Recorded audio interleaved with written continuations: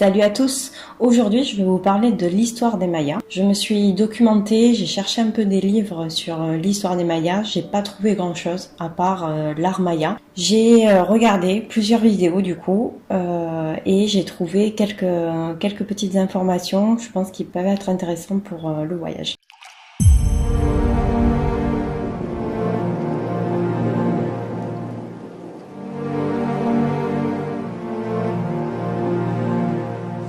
L'Empire maya s'étendait du Guatemala, Honduras, Belize et le Mexique. Il y avait 20 millions d'habitants. Les villes mayas étaient construites en fonction du cosmos et elles étaient orientées par rapport aux étoiles.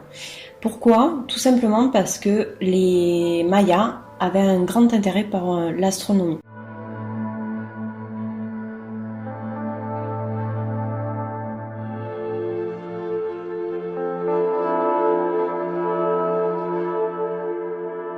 Les grandes places symbolisaient la mer des origines. La mer des origines, pour eux, c'est la signification de l'univers. Les pyramides s'élevaient. Elles étaient hautes pour pouvoir se rapprocher du ciel, pouvoir voir le mouvement des étoiles. Les Mayas avaient des croyances, c'était que les divinités et les ancêtres étaient dans les pyramides. Alors, le centre des pyramides était dédié aux cérémonies et l'élite y vivait. Et l'élite avait forcément le pouvoir.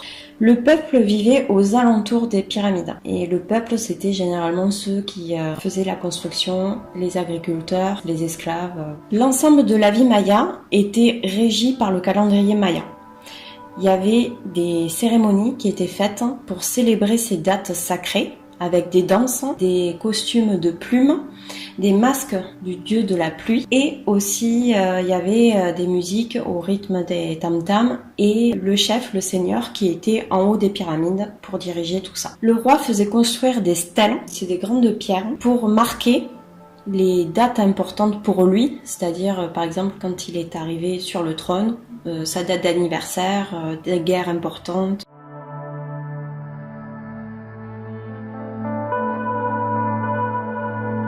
Alors, il y a 5 mois de saison des pluies, suivis de 7 mois de saison sèche. Dans la péninsule de Yucatan, le sol est poreux, c'est-à-dire qu'il absorbe toute l'eau de la saison des pluies. Donc, les Mayas ont inventé un système très sophistiqué de réservoirs pour pouvoir survivre après pendant les 7 mois de la saison sèche. Le temple de Kukulkan est un temple très important pour les Mayas.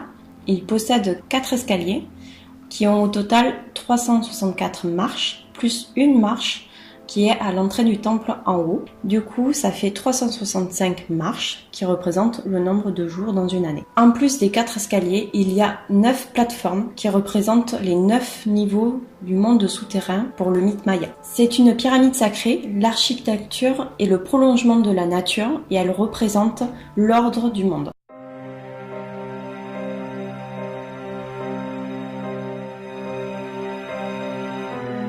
Le temple de Tulum est le premier temple maya à être découvert par les Européens.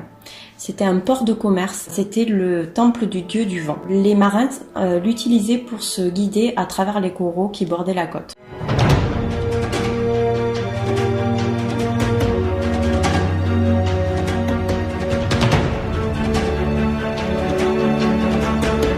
Le temple de Uxmal est un nouveau style d'architecture. La complexité dans la construction des façades est considérée comme la plus grande prouesse des Mayas. Chichén Itzá était un temple qui glorifiait la guerre. Les guerriers avaient pris même le pouvoir du roi. Et c'était une ville qui était en pénurie d'eau.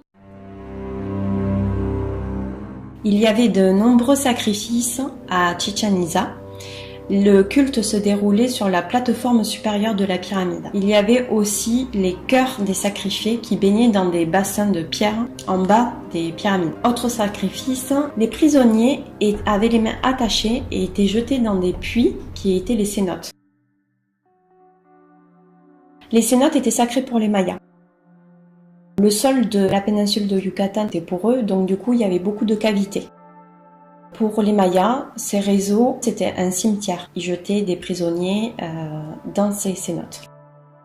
Je vais vous parler du dieu Shak, c'est le dieu de la pluie.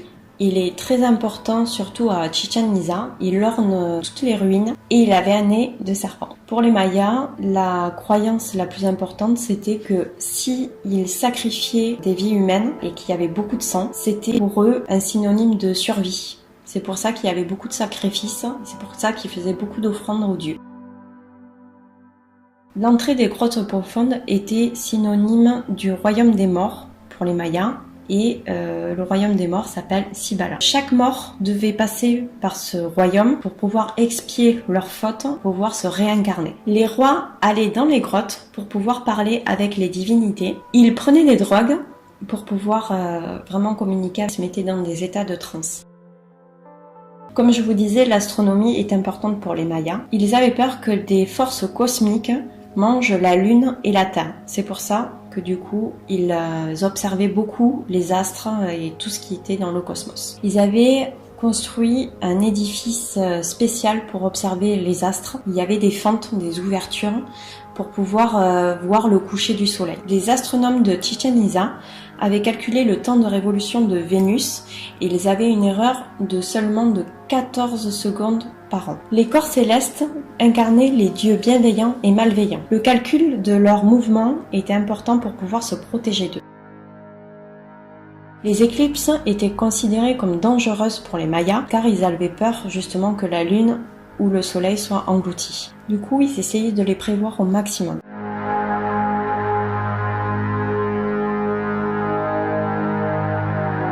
Voilà, c'est la fin de cette vidéo. J'espère qu'elle vous aura plu et je pense qu'elle vous sera utile pour ma prochaine vidéo qui sera sûrement sur l'itinéraire du Mexique. Et je vous dis à bientôt pour une prochaine vidéo. À plus!